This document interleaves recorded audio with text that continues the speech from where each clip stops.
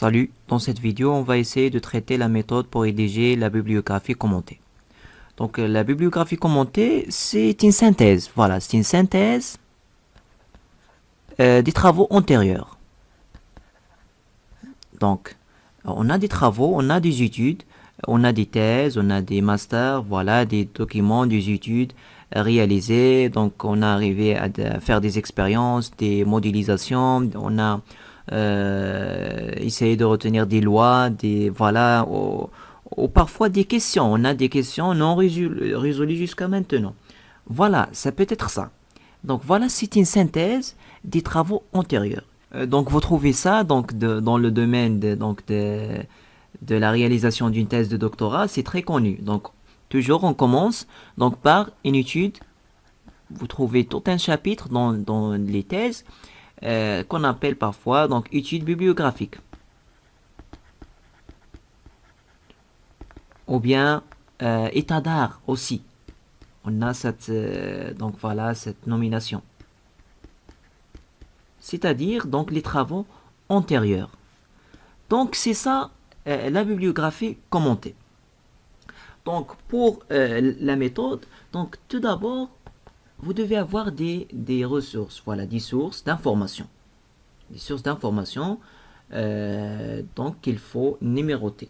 Donc vous avez par exemple une thèse par exemple, thèse 1, on va la nommer 1. Vous avez donc une deuxième thèse. Voilà, donc c'est la deuxième thèse. Vous avez par exemple une page web. On va par exemple, ça c'est dans le début, lorsqu'on va arriver à la bibliographie ou bien les références bibliographiques, on va voir la méthode pour écrire ça, pour écrire les références d'une manière plus exacte. Il faut déjà avoir, il faut les avoir ces sources-là. Il faut les connaître, pas en entier, seulement quelques-unes qui sont un petit peu, qui sautent aux yeux, qui sont pertinentes dans le début. Et on peut les changer, on peut les modifier après. Voilà, l'idée c'est d'avoir quelques références dans le début. Voilà, par exemple, ça c'est une page web par exemple. Puis vous avez une quatrième, donc voilà, un master ou bien c'est un mémoire, et ainsi de suite. Et la deuxième chose, ce que vous devez faire, c'est de faire un effort de lecture. Par exemple, dans ces thèses, dans ces mémoires-là, vous avez des chapitres. Donc, au moins, il faut lire l'introduction du chapitre. Voilà. Et aussi faire un survol rapide sur les différents éléments qui constituent dans ce chapitre. Très intéressant. Parce que à travers ça, vous allez repérer un certain nombre de choses. Donc vous allez repérer une suite logique. Et c'est très important.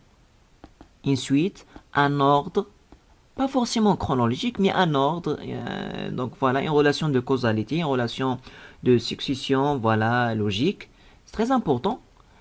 Et pour la structure de la bibliographie commentée, vous allez citer, parfois reformuler des idées, que ce soit des études, que ce soit des lois, que ce soit un résultat obtenu dans une thèse. Vous allez parler de ça.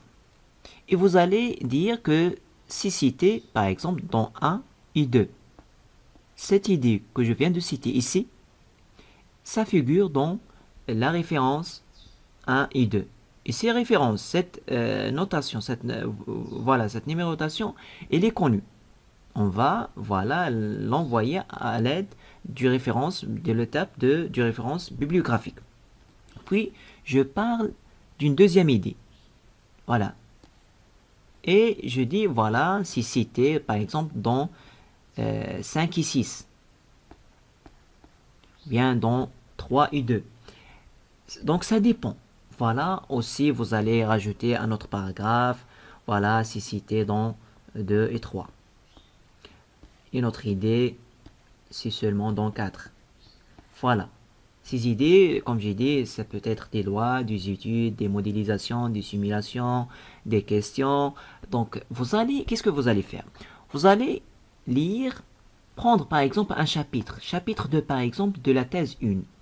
vous allez essayer de lire un petit peu l'introduction, de savoir de quoi il s'agit, et vous allez résumer cette idée-là. Si vous trouvez par exemple une autre référence, une autre source qui parle de la même idée, de la même chose, essayez de la citer ici. Donc voilà, c'est comme ça. Donc vous avez des résultats, des études que vous allez dire que ça figure dans la référence 1 entre crochets. Aussi, donc c'est très intéressant d'avoir cette suite. Cette suite, je vais vous montrer un exemple, mon exemple de bibliographie commentée. Et vous allez savoir comment on fait. Donc c'est comme ça que ça se passe. Lire par exemple, comme j'ai dit, le chapitre 2 dans la thèse 1 et vous allez le résumer ici. Soit citer, parfois on cite, on prend des parties, voilà, et on les cite directement. Parfois on fait une reformulation, ce que nous avons compris. Ce qu'on a compris, on essaie de le résumer, voilà, et de le reformuler à l'aide de notre propre style. Aussi, vous allez aller dans, par exemple, chapitre 3 de la thèse, par exemple, la thèse 2. Vous avez 2 thèses, par exemple, dans votre sujet. Et vous avez trouvé, par exemple, une idée pertinente, une étude ou bien quelque chose d'intéressant. Vous allez le citer ici, le reformuler, le synthétiser et dire que ça figure dans telle référence. Déjà numérotée. Et ainsi de suite, c'est ça la démarche. Par exemple, une page web, il y a quelque chose qui a été réalisé, par exemple, au laboratoire, ou bien dans une étude, ou bien dans un projet. Vous allez aussi reformuler l'idée et dire que ça figure. En fait, c'est une synthèse. C'est une synthèse des travaux, du thèse. Voilà ce qui existe déjà. Bien sûr, on ne peut pas synthétiser tout. On va essayer de choisir donc les idées, les travaux les plus pertinents et on essaie de les résumer, de les synthétiser, de les commenter et de dire de citer donc la référence. Et comme j'ai dit, comme je dis toujours, soyons simples. Soyons simples, prenons les choses d'une manière très simple. On ne doit pas être parfait pour la réalisation. Donc il suffit de faire un effort de compréhension pour synthétiser ces éléments. Et parfois parfois vous trouvez cette étude dans une thèse déjà réalisée. À travers cette étude, ou bien cette étude bibliographique, cet état d'art, vous pouvez en tirer quelques idées. Parfois, donc vous trouvez un état d'art très hétérogène parce que il y a des chapitres peut-être qui vous intéressent pas. Donc prenez juste ce qui vous intéresse, ce qui est en relation avec votre sujet ou bien parce que dans une thèse, on ne peut pas s'intéresser à toute la thèse. Parfois juste des chapitres. Des chapitres, forcément, bien sûr, l'introduction, le résumé, les choses introductives sont toujours très intéressantes à lire parce que on sait déjà le cadre de l'étude, les objectifs, la problématique. Très intéressant de lire les introductions des thèses ou bien des documents qu'on a. Et puis on a des chapitres qu'on peut négliger, on a des chapitres pour lesquels on doit prêter plus d'importance. Donc ça dépend, il faut essayer d'estimer, essayer d'équilibrer et de peser chaque chose et de dire cette chose est intéressante, cette chose non, et comme ça. Donc donc cette idée c'est très important. Donc la simplicité toujours. La simplicité et comme on a déjà dit donc dans la vidéo, ne soyez pas parfait. Essayez de faire des choses simples. Si vous êtes bloqué, essayez de prendre des parties déjà écrites à travers des thèses ou bien les prendre, les reformuler un petit peu. Essayez de ne pas être bloqué. Vous avez un effort, vous avez un petit peu de la capacité linguistique pour reformuler, faites-la. Faites cette reformulation, c'est très important. c'est un petit peu, essayez de reformuler un petit peu. Sinon, essayez de prendre en partie voilà, extraire quelques parties des thèses, des sites web, et les citer ici. Juste trouver du sens là-dessus et ça suffit. C'est pas, il ne faut pas trop philosopher là-dessus. Très très facile. Voilà, c'est très facile. Simplifiez, soyons simples et voilà, vous pouvez réaliser et rédiger rapidement votre bibliographie commentée. Passons à un exemple.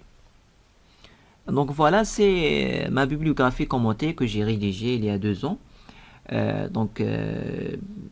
C'est la méthode que je viens de vous expliquer, que j'ai appliquée ici. J'ai lu des thèses, j'avais voilà, plusieurs documents, j'ai visualisé des vidéos. Voilà, j'avais voilà, des masters, des rapports de master, bien des mémoires. Et à travers cette lecture, voilà, j'ai pu écrire ça. Donc je dis dans cette bibliographie. Donc voilà, vous avez donc la fibre optique, qui est une technologie qui sert à transporter l'information sous forme lumineuse. Elle constitue l'élément clé de la révolution des télécommunications optiques à très longue distance et à très haut débit. L'étude de la propagation d'une impulsion lumineuse dans une fibre optique a fait l'objet de plusieurs travaux de recherche. Vous remarquez ici que je fais référence, que je suis en train voilà, de faire référence aux travaux antérieurs. A fait l'objet de plusieurs travaux de recherche dont l'intérêt était de comprendre, et je cite ici, voilà, comme vous remarquez, je cite ici que, voilà, voilà, on a ces études-là, dans 1 et 2. Et on va voir donc ce 1 et 2 à quoi fait référence. Voilà, dont l'intérêt était de comprendre et de modéliser les divers phénomènes liés à cette propagation. Toutefois, la propagation de la lumière dans la fibre optique est régie par la fameuse équation dite équation non linéaire de Schrödinger. Donc, par exemple, cette équation, elle est étudiée, elle est citée dans par exemple la référence 6, qui permet de modéliser de nombreux effets. En particulier, cette équation va nous aider à modéliser 2 phénomènes majeurs que nous proposons d'étudier dans ce travail. Il s'agit de la dispersion chromatique d'ordre 2 et de la non-linéarité efficaire optique. Voilà, cette idée, cette étude, cette information, on peut dire carrément, il est cité, il figure dans la référence 4. La suite, donc l'équation non linéaire de Schrödinger nécessite souvent une résolution numérique. La méthode du pas fractionné, split step Fourier, est la méthode numérique la plus utilisée pour cet objectif. Voilà, je cite que c'est la méthodologie ou bien la méthode la plus utilisée dans la littérature. Lorsqu'on dit littérature, voilà, ça fait référence aux études préalables scientifiques. Même si on dit littérature, donc ça veut dire, donc voilà, c'est la littérature scientifique. Néanmoins, la bibliothèque Python, du langage Python, qui sert à simuler le phénomène de propagation au sein d'une fibre optique, en se basant sur la méthode SSF, va simplifier la résolution. Les effets linéaires et les effets non linéaires qui trouvent leur origine au sein même de la matière et dépendent exclusivement des impulsions optiques injectées dans la fibre, ont des conséquences néfastes sur le transport de l'information lorsqu'ils agissent séparément. Cependant, la contribution simultanée des 2 effets peut, sous certaines conditions, parvenir à réaliser des phénomènes très étonnants et très profitables pour les télécommunications optiques, tels que le phénomène soliton. Un soliton optique est une onde lumineuse qui a la merveilleuse propriété de se propager sans déformation le long de grandes distances. Des solitons optiques ont été largement étudiés. Ils reposent sur une compensation parfaite entre la dispersion chromatique du 2e ordre et la non-linéarité guère.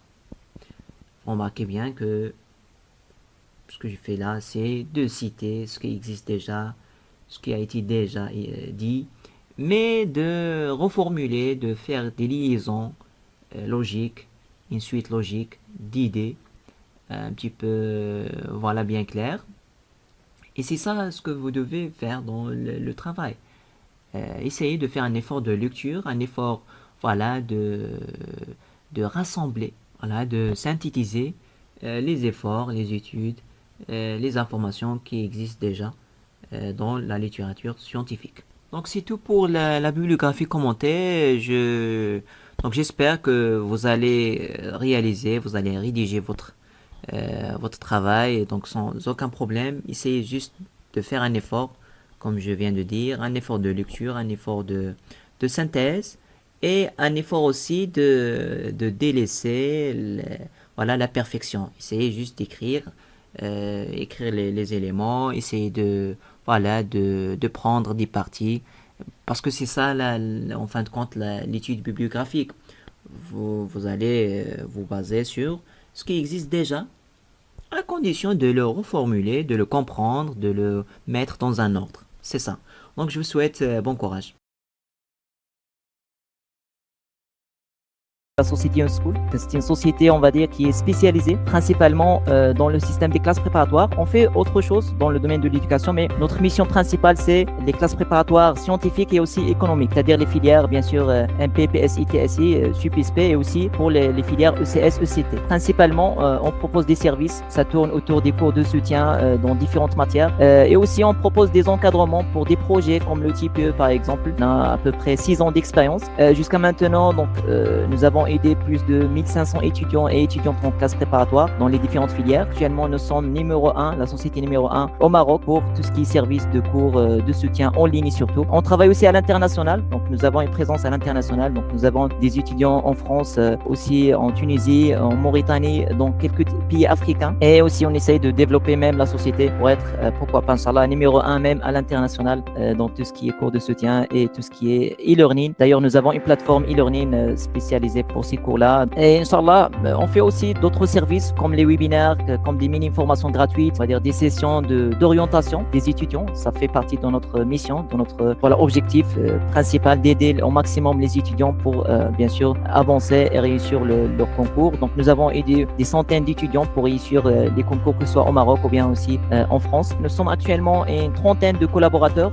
Ça englobe des ingénieurs, des spécialistes dans différents domaines et aussi ça englobe aussi des profs agrégés dans différentes matières, que ce soit pour les prépas scientifiques et aussi pour les prépas économiques, ECS, ECT.